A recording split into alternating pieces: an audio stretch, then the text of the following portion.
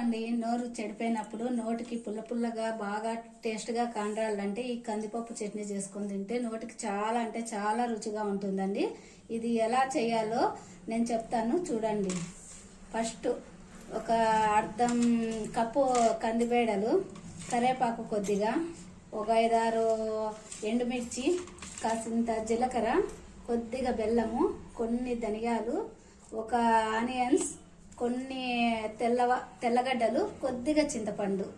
ఇవన్నీ కొద్దిగా దూరగా వేయించుకోవాలండి. అవి ఎలా వేయించుకోవాలో నేను చెప్తా.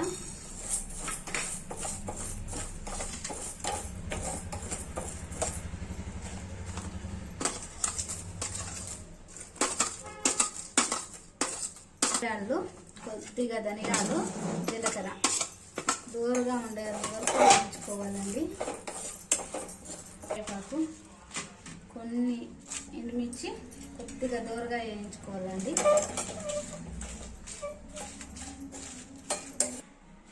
ఇలా ఇవన్నీ దూరగా వేయించుకోవాలండి. ఇలా దూరగా వేయించుకునేటివి ఓ మిక్సీ జార్లో వేసుకోవాలి. మిక్సీ జార్లో వేసుకొని కొంచెం కచ్చాపచ్చగా ఆడించుకోవాలండి.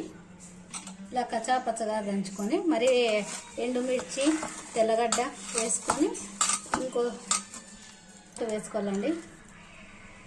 ఇది ఇలా కచ్చాపచ్చగా దంచుకొని ఇప్పుడు కొద్దిగా టేస్ట్ తగ్గట్టుగా బెల్లం, కొద్దిగా చింతపండు, నానబెట్టిన చింతపండు వేసి ఒక చుట్టూ ఆడించుకోవాలండి.